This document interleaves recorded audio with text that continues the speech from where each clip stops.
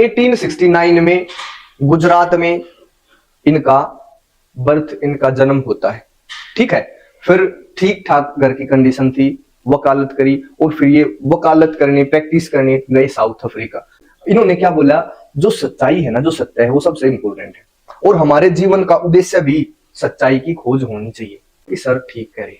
तो ऐसे ही सत्याग्रह के पहले एक्सपेरिमेंट जब गांधी जी ने यहाँ पे आके बताया कि सत्याग्रह सही है, तो लोग बोले कैसे सही है, तो उन्होंने साउथ अफ्रीका का नाम लिया। तो 17 में ही खेड़ा सत्याग्रह, 1918 में अहमदाबाद में सत्याग्रह, ये 3 सत्याग्रह हैं। इनकी आप स्क्रीनशॉट ले लीजिए, हमेशा पूछे गए हैं। पहला चंपारण में हुआ, खेड़ा में हुआ, अहमदाबाद में हुआ।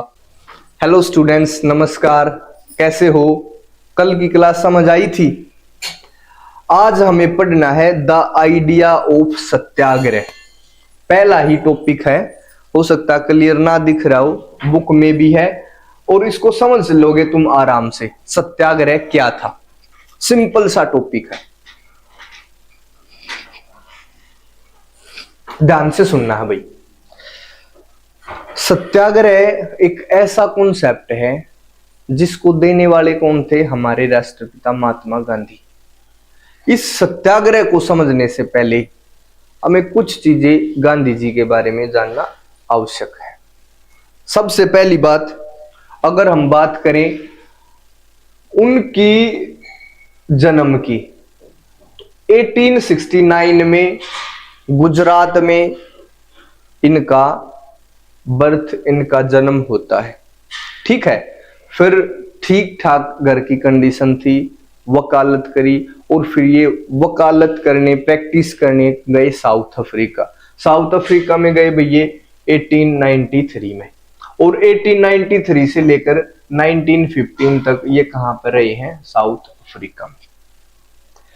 वहां पर साउथ अफ्रीका की एक और खास बात, वो भी भारत की तरह अंग्रेजों का गुलाम देश था। क्लियर है? ये समझ आ रही है भाई बात?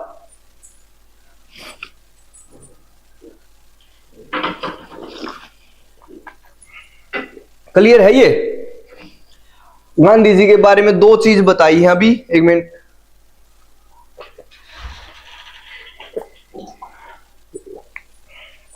एक तो उनके जन्म के बारे में और एक दूसरी ये है कि 1893 से लेकर 1915 तक वो साउथ अफ्रीका में रहे थे।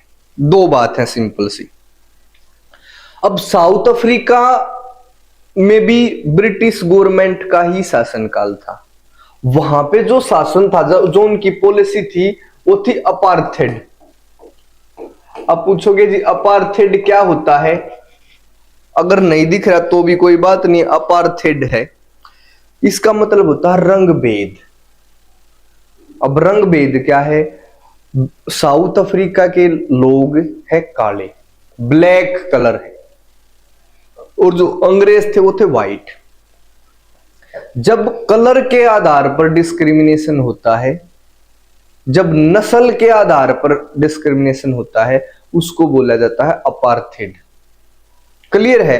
वहां पे पता क्या था, अंग्रेजों का शासन था। नॉर्मली जो पीपल थे, जो वहां की पॉपुलेशन थी, वो सारी ब्लैक थी। उनके लिए अलग हॉस्पिटल, अलग स्कूल, अलग पार्क, अलग गांव बसा रखे थे। कोई भी बड़े पद पे कोई भी आदमी जो ब्लैक है वो उस बड़े पद तक नहीं पहुंच सकता था, ऐसी सिचुएशन थी।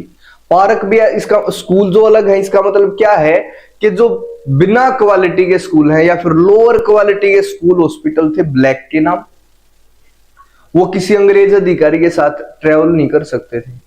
वो अंग्रेजों के लिए जो हॉस्पिटल थे, स्कूल थे, वहां पे एडमिशन नहीं ले सकते थे। उनको पशुओं की तरह ट्रीट किया जाता था। कई जगह पता है क्या लिखा होता? Blacks and dogs are not allowed. इसका मतलब क्या है? जैसे पार्क है कोई, उसके बाहर एक वो लगा रखा है, उस पर लिख दिया कि भी blacks and dogs are not allowed, कि भी जो यहाँ के काले व्यक्ति हैं और जो कुत्ते हैं उनको अंदर नहीं आना। तो उन लोगों को जानवरों की तरह ट्रीट करा जाता था। तो गांधी जी ने वहां पे सत्याग्रह शुरू किया। सत्याग्रह का मतलब है, अभी मैं बताऊं भीगा, और वो सत्याग्रह सफल भी हुआ भाई, सफल होगा वहां पे सत्याग्रह। वहां पे उस अपार्थाइड सिस्टम में कुछ बदलाव करे गए गांधी जी के कारण, और उन्हीं बदलाव के बाद 1915 में फिर महात्मा गांधी क्या हुए, भारत आए। इन्होंने जहां भी सत्याग्रह की बात करी, यहां शुरुआत में तो ये ब्रिटिश गवर्नमेंट के पक्ष में थे, क्योंकि साउथ अफ्रीका में इनकी मान ली थी डिमांड, जो अपार्थाइड सिस्टम के खिलाफ थे ये। तो भारत में आने के बाद इन्होंने फर्स्ट वर्ल्ड वॉर में लोगों को बोला, इनको भर्ती करने वाला सर्जेंट भी बोला गया, इन्होंने क्या बोला कि भाई ब्रिटिश गवर्नमेंट का साथ दो।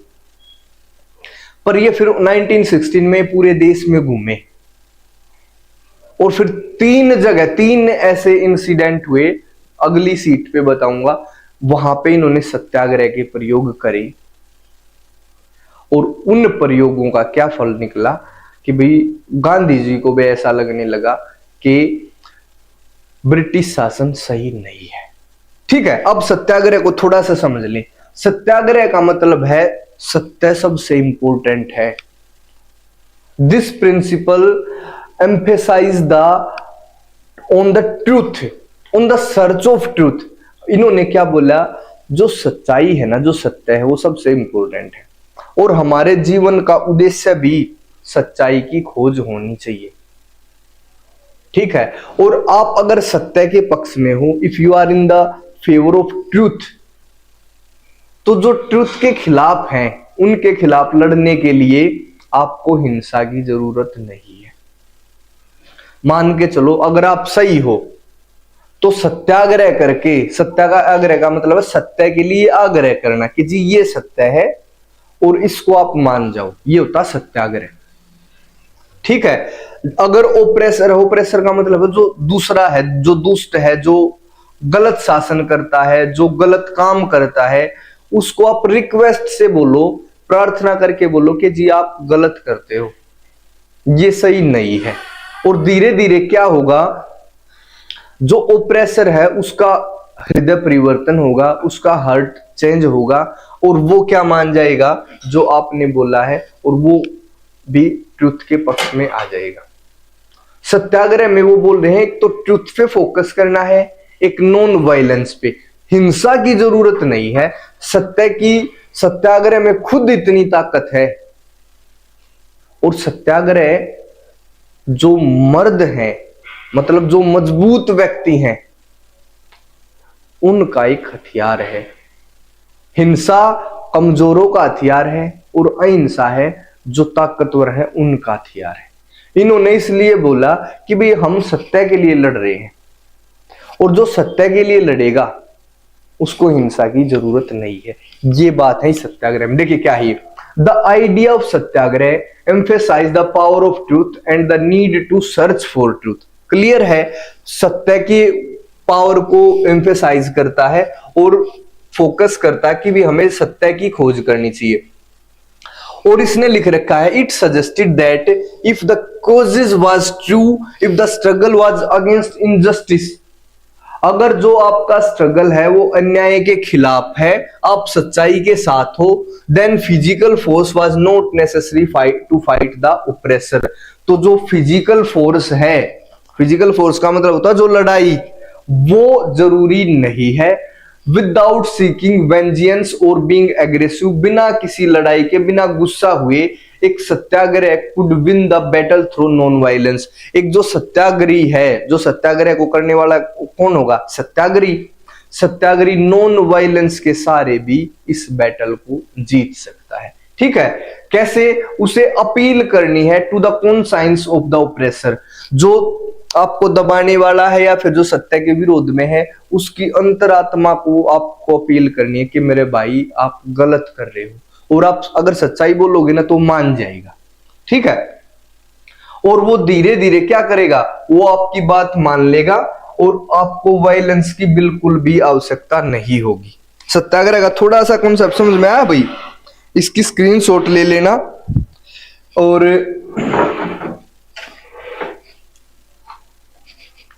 यहां पे देखो, ये थोड़ा सा लेक्चर स्टैंड करके ऐसे खड़ा हो जाऊंगा। ठीक है, इसकी वो ले लो एक बार स्क्रीनशॉट। अब सुनो दोबारा से। सत्याग्रह एक ऐसा प्रिंसिपल है, एक ऐसा सिद्धांत है जो इस चीज पे फोकस करता है कि अगर आप सत्य के पक्ष में हो तो आपको वायलेंस की जरूरत नहीं है। ये सत्य की खोज पर बल देगा। इसके अनुसार अगर आप सत्य के लिए लड़ रहे हो, if you are fighting for the truth, for the justice, then physical force is not necessary to win the battle. फिर क्या करें भाई, फिजिकल फोर्स नहीं है। आप जो ओप्रेसर है, जो सत्य के विरोध में है, जो आपको दबाने वाला है, उसकी कॉन्साइंस, उसकी अंतरात्मा को अपील करो, उसको प्रार्थना करो कि भैया आप गलत कर रहे हो, उसके अंदर ह्यूमैनिटी को जगाओ और वो मान जाएगा और आपको किसी भी प्रकार की वायलेंस की जरूरत नहीं होगी। जैसे स्कूल में कोई, भाई गर्मी है, एसी खराब है, आपको अथॉरिटी के पास जाके सिर्फ ये बताना है कि सर ऐसे ऐसे समस्या है, मर जाएंगे। लड़ने की जरूरत नहीं है कि भी पेरेंट्स को बुला लिए, उनके साथ बदतमीजी कर रहे, नहीं, कोई फोर्स नहीं। सिर्फ उनकी अंतरात्मा को बताओ कि सर हम भी आपके ही बच्चे हैं, देखो गर्मी, जब आप इसको सहन नहीं कर पा रहे तो हम कैसे सहन करेंगे। और आप पाओगे कि जो ओप्रेसर है वो आपकी बात मान लेगा, आपको वायलेंस की, गुस्से की, किसी भी चीज की जरूरत नहीं होगी। ये है सत्याग्रह। सत्याग्रह का मतलब समझ गए भाई, 1 या 2 नंबर में पूछा जा सकता है कि भाई आप सत्याग्रह क्या है, ठीक है, क्लियर भाई। अब तुम सोचोगे भाई गांधी जी ने ऐसी बात सोची क्यों, कैसे उनका विश्वास सत्याग्रह पे और अडिग हुआ। सबसे पहला अगर हमसे पूछा जाए कि भाई सत्याग्रह के जो प्रयोग थे, इसी चीज का प्रयोग गांधी जी ने सबसे पहले कहां किया, तो करा भाई साउथ अफ्रीका में। अगर ये बोले भाई भारत में कहां करा, तो चंपारण में, अभी बताऊंगा चंपारण में क्या करा उसने। अगर पहली बार की पूछा जाए भाई कहां करा, तो आप लिखोगे साउथ अफ्रीका में। अगर ये पूछा जाए कि भाई भारत में, तो चंपारण में। सत्याग्रह का मतलब समझ गए भाई, सारे के सारे सिंपल है। नेक्स्ट पे करें स्लाइड पे, ये आ गई हमारी 3 local Satyagraha of Gandhi. Gandhi ने 3 लोकल स्थानीय सत्याग्रह करे भाई भारत में। उन तीनों के बारे में हमें पढ़ना है। और ये सत्याग्रह सफल होने के बाद ये पूरे देश में एक बात फैल गई, जो गांधी जी का सत्याग्रह है ये एक इफेक्टिव मेथड हो सकता है अंग्रेजों को बाहर निकालने का। देखिए, जैसे मैं कोई तरीका बता रहा हूं आप लोगों को कि भाई इस तरीके से देखो, छत से कूदना, सॉरी, तो मैंने बताया भी ऐसे कूदो, ऐसे पैर करके, और जब ऐसे कूदोगे नीचे जब पैर लगेंगे तो आपको ऐसे उछलना है। मैंने कूद के भी दिखाया। फिर 1-2 बच्चा और कूदा, तो फिर सब नहीं मान लेंगे कि भाई हाँ सर ठीक कह रहे। मैंने कोई पढ़ने का तरीका बताया कि भाई ऐसे पढ़ो, कंसंट्रेशन बनेगी, और आपने वैसे ही पढ़ाई की कोशिश करी और आपकी कंसंट्रेशन बनी भी, तो आप क्या मानोगे कि सर ठीक कह रहे। तो ऐसे ही सत्याग्रह के पहले एक्सपेरिमेंट जब गांधी जी ने यहां पे आके बताया कि भाई सत्याग्रह सही है, तो लोग बोले कैसे सही है, तो उन्होंने साउथ अफ्रीका का नाम लिया। फिर उसके बाद उन्होंने यहां पे 3 ऐसे जगह पे लोग सत्याग्रह करे, और फिर ये कन्फर्म हो गया कि satyagraha is a good method to deal with the British. देखिए 1915 में गांधी जी भारत आए। 1916 में इन्होंने देखो, आपके सिलेबस से थोड़ी बार की बात है तो अभी कॉन्टेक्स्ट है तो मैं बता देता हूं क्या थी वो, कि 1916 में इनको बनारस हिंदू यूनिवर्सिटी में इनवाइट करा गया। अब पूछो वहां पे कोई कांग्रेस का सेशन था, तो बनारस हिंदू यूनिवर्सिटी में ये बैठे। और जब तब तक ये ना कांग्रेस में ज्यादा एक्टिव नहीं थे। कांग्रेस जो भी बताया था पहले 1885 में एक ऑर्गेनाइजेशन बना था, तो तब तक ये कांग्रेस का उस हिसाब से हिस्सा नहीं थे। तो बनारस हिंदू यूनिवर्सिटी की हम बात कर रहे थे। बनारस हिंदू यूनिवर्सिटी पहली ऐसी यूनिवर्सिटी थी जो भारतीयों ने अपने पैसे से बनाई थी, तो इसलिए खास भी थी। और कांग्रेस का उसमें कोई सेशन था। इनको बुलाया गया, इनवाइट करा गया, भाई जो साउथ अफ्रीका में आपने सत्याग्रह करा है उसके आइडिया शेयर करो, क्या हुआ, क्या फायदा, क्या नुकसान। तो सत्याग्रह के ऊपर और जो साउथ अफ्रीका में जो एक्सपीरियंस हुए हैं अंग्रेजों के खिलाफ, उनको शेयर करने के लिए बोला गया। तो गांधी जी ने एक बड़ी सुंदर बात कही वहां पे, ध्यान से सुनो भाई। कैसे एक आम आदमी एक देश का राष्ट्रपिता बन जाता है, कैसे एक सिंपल सा वकील, कितने वकील घूम रहे हैं आसपास देखो, इस देश का राष्ट्रपिता बन गया।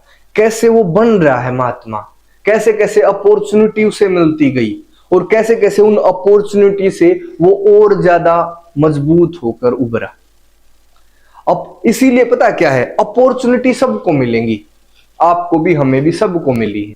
जिसने अपॉर्चुनिटीज का जितना अच्छे तरीके से यूज करा वो उतनी ही ऊपर चला जाएगा। अब इस कांग्रेस सेशन में जो ये बनारस हिंदू यूनिवर्सिटी में बोल रहा हूं, यहां बहुत सारे लीडर हैं, गांधी से सीनियर भी हैं और जो गांधी से ज्यादा समय से भारत में काम कर रहे हैं वो भी है। बट गांधी जी को तो सिर्फ इनवाइट करा, भी अपने कुछ विचार व्यक्त करो। तो उन्होंने जो विचार व्यक्त करे उनमें ये बोला कि भाई सिर्फ ऐसे मीटिंग करके तुम अंग्रेजी शासन को हिला नहीं सकते। अगर अपनी डिमांड मनवानी है तो ये जो इस यूनिवर्सिटी से बाहर जो गरीब आदमी, जो किसान, जो महिलाएं, जो दलित बैठे हैं, ये हमारे साथ होने चाहिए। जब तक ये साथ नहीं होंगे तो हमारा आंदोलन हमेशा कमजोर होगा। सिर्फ यहां बैठे हो तुम कोट पैंट पहन के इंग्लिश भाषा बोल रहे हो, लोग तुम्हारी भाषा को भी नहीं समझते, और तुम क्या सोच रहे हो ब्रिटिश गवर्नमेंट से लड़ने की, पॉसिबल नहीं है। जब तक जिनके लिए लड़ रहे हो उनको साथ नहीं लोगे तो ब्रिटिश गवर्नमेंट के कान में जूं तक नहीं गूंजेगी। और उनकी इन बातों ने हमारे राष्ट्रीय आंदोलन की दशा और दिशा को बदल दिया। जितने भी आदमी वहां पे मौजूद थे उन्होंने ये बोला कि भी बिल्कुल ठीक बात है, ठीक है। गांधी जी को ये पहली अपॉर्चुनिटी मिली है भारत में आकर, अभी वो सिंपल वकील हैं, अब इसके बाद इसका फायदा उठ गया। ठीक है, बनारस हिंदू यूनिवर्सिटी में उन्होंने अच्छी बात कही, आप सोच के देखो, अकेले लड़ोगे या सबको साथ लेके लड़ोगे? सबको साथ लेके लड़ोगे तो लड़ाई आसान होगी। ठीक है, तो इन्होंने पहला प्रयोग सत्याग्रह का करा भी 1917 में।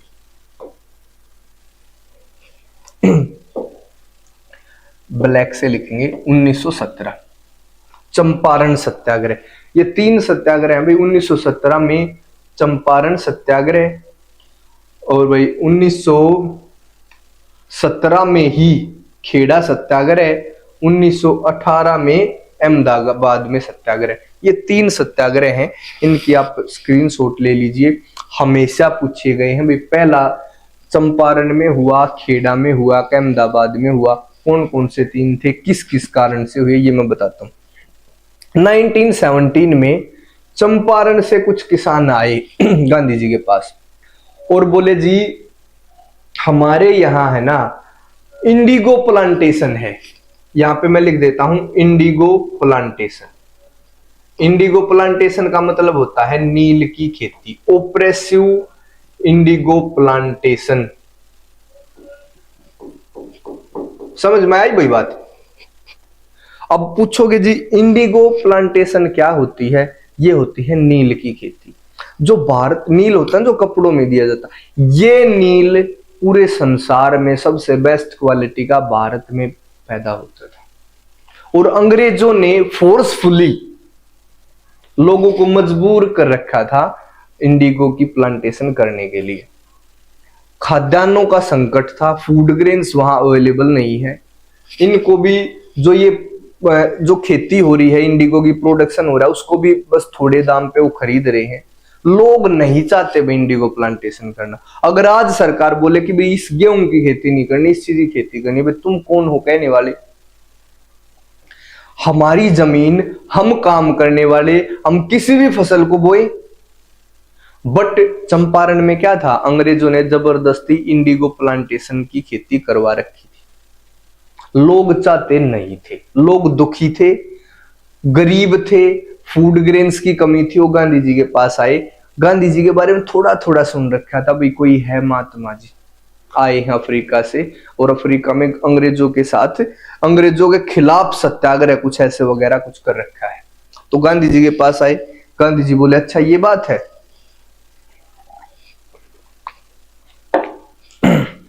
देखो हिस्ट्री पढ़ाऊंगा भाई ऐसे स्टोरी में ही, हो सकता है थोड़ा सा समय इसमें ज्यादा लगे, बट क्लियर हो जाएगी हमेशा के लिए, आसान हो जाएगा सब कुछ।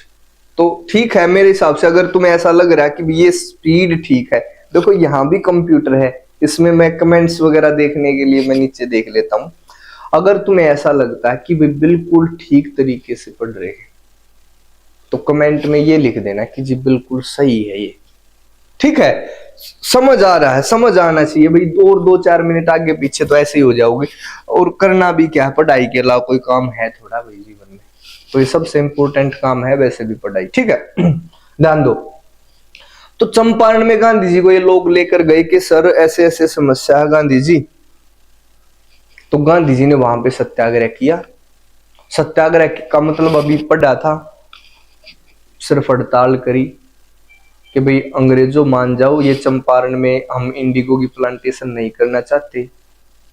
और उस नॉन वायलेंस, कोई वायलेंस नहीं, सिर्फ रिक्वेस्ट करी, बैठ के लोगों को साथ लेके गए, वहां पे धरना दिया, और अंग्रेजों ने ये डिमांड मान ली। ये पहले लोकल सत्याग्रह की जीत हुई भाई। भारत में पहला सत्याग्रह हुआ है चंपारण में, और ये उसकी जीत है। ध्यान दो, लोग पता क्या सोचने लगे कि भाई गांधी जी अलग लेवल के आदमी है। अब गांधी जी ने क्या कर रखा था, जो बाकी दूसरे नेता कोट पैंट वाले, इंग्लिश बोलने वाले, गांधी जी ने सिर्फ एक धोती कुर्ता पहनने का फैसला करा। क्यों करा? ताकि आम आदमी उसके साथ जुड़ सके। हम हमेशा अपने जैसे के साथ जुड़ेंगे। उनकी जो लोकल लैंग्वेज थी उस लैंग्वेज में उस गांधी जी ने बात करना शुरू करा। इंग्लिश में नहीं बोले, इंग्लिश में बोलते तो लोग उनके साथ वो कनेक्टिविटी फील ही नहीं करते।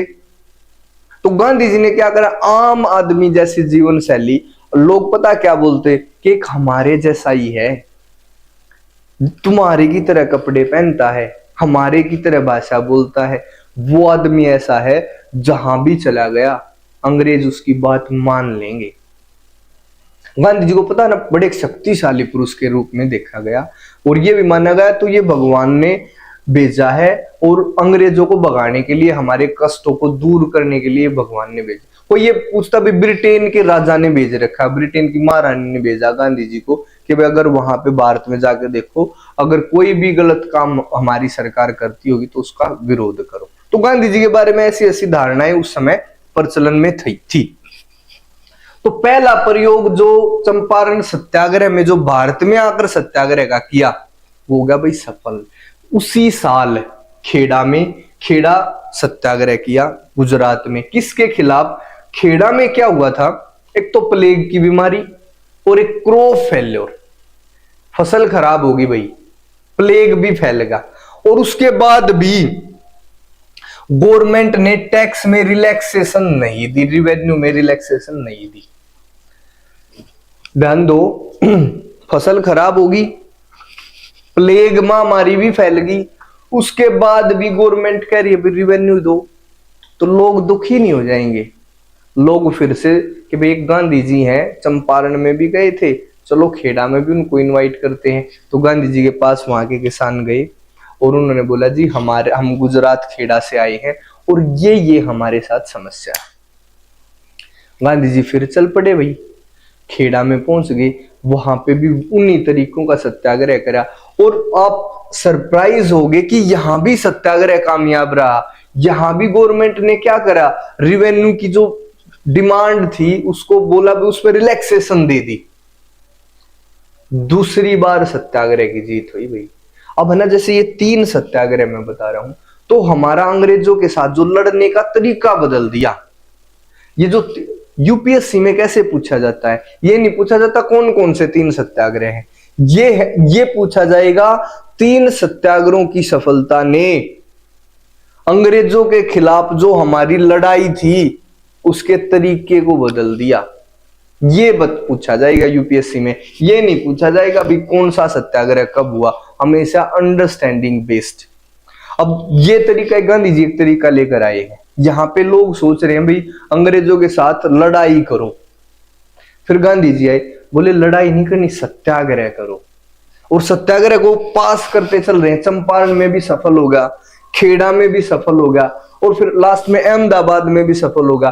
तो इस पे मोहर लगी कि भी गांधी जी का तरीका राइट है, और पूरा देश उनके साथ ही सत्याग्रह में शामिल होता चला गया। तो यहां पर भी भाई रिलैक्सेशन मिल गया। और उसके बाद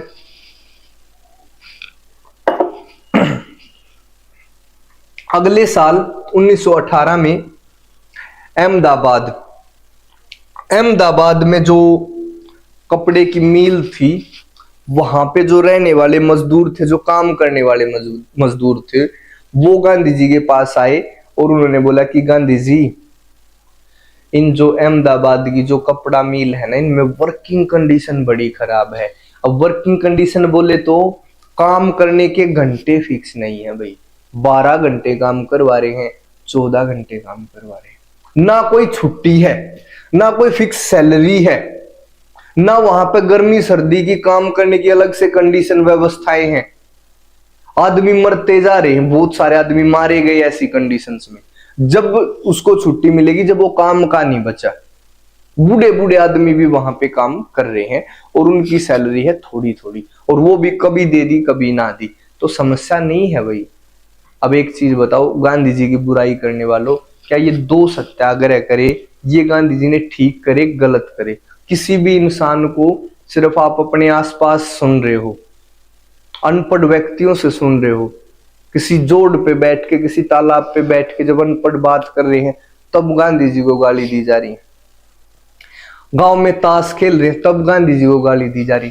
भाई ऐसे थोड़ा किसी आदमी का जजमेंट होगा। जजमेंट होगा उसके कर्मों से।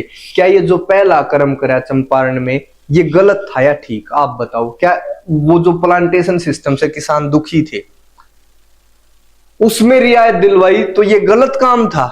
तो काम गलत नहीं था तो आदमी गलत कैसे होगा? दूसरा, फिर ये खेड़ा सत्याग्रह करा, तो क्या ये गलत था? अगर गलत नहीं था तो फिर आदमी कैसे गलत होगा? अब अहमदाबाद में पहुंच गए भाई 1918 में कि भाई वो जो मिल है इनके मालिकों को बुलाओ, वर्किंग कंडीशन अच्छी होनी चाहिए। सत्याग्रह शुरू करा, क्योंकि जो जितनी भी कपड़े की मिल अहमदाबाद में थी उनके साथ उनका मालिक कौन था? अंग्रेज थे। और यहां भी पहले 2 सत्याग्रहों की तरह तीसरे सत्याग्रह में भी गांधी जी की जीत हुई भाई। और इन 3 लोकल सत्याग्रहों के बाद गांधी जी की बड़ी जो लोकप्रियता है, पब्लिसिटी है, वो बड़ी तेजी से बढ़ी। लोग उनको एक अलग लेवल से देखने लगे कि भी ये आदमी है, ये आदमी है, वो ये है गांधी जी। ठीक है। और इसी प्रकार से ये जो 3 सत्याग्रह हैं, तो फिर अपना जो आंदोलन है ना, राष्ट्रीय आंदोलन, उसकी दिशा और दशा इसने बदल के रख दी। समझ में आई भाई बात ये?